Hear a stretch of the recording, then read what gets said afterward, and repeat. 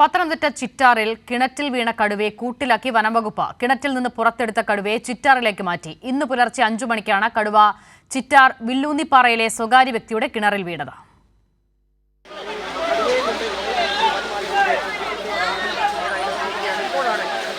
മണിക്കൂറുകൾ നീണ്ട ദൗത്യത്തിനൊടുവിലാണ് കടുവയെ പുറത്തെടുത്തത്. കടുവയെ ചിറ്റാറിൽ വൈദ്യപരിശോധന നടത്തും.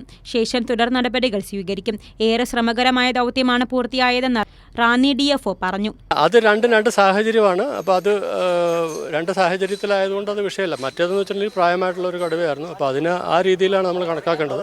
ഇത് അങ്ങനത്തെ ഒരു ഇഷ്യൂ അല്ല, ഇത് വേറൊരു ഇഷ്യൂ ആയിട്ട് വരുന്നതാണ്.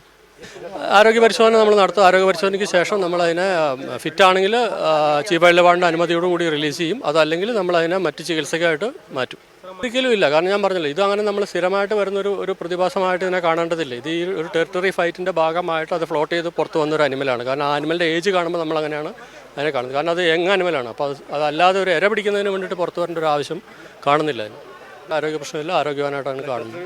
ഇപ്പോൾ നമ്മൾ ചിറ്റാറേക്കാണ് പോകുന്നത്. അവിടുന്ന് ആരോഗ്യ പരിശോധനയ്ക്ക് ശേഷം നമ്മൾ തീരുമാനിക്കും. ഇന്ന് പുലർച്ചെയാണ് കടുവ കിണറ്റിൽ വീണത്. വലിയ ശബ്ദം കേട്ട് വീട്ടുകാർ നടത്തിയ തിരച്ചിലിനൊടുവിലാണ് കടുവയെ കണ്ടെത്തിയത്.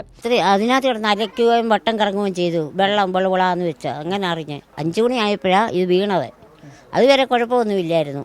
ശബ്ദം കേട്ടെങ്കിൽ ഞാൻ ശ്രദ്ധിച്ചു കിടക്കുക, ഇറങ്ങിയില്ല, അങ്ങോട്ട് ഇറങ്ങിയില്ല. അപ്പോൾ അവർ ഭാര്യ പറഞ്ഞ ഓടി ഇവിടെ വന്നു. ഞങ്ങളെല്ലാം കൂടെ കാണാൻ പോയത് അങ്ങോട്ട്. അമറുകയെന്ന് പറഞ്ഞാൽ എന്നെ അമറിച്ചു. ചിറ്റാർ ഉൾപ്പെടെയുള്ള പ്രദേശങ്ങളിൽ വന്യജീവി ആക്രമണം രൂക്ഷമാണ്.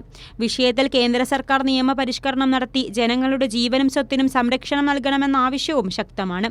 കൈരളി ന്യൂസ്, പത്തനംതിട്ട.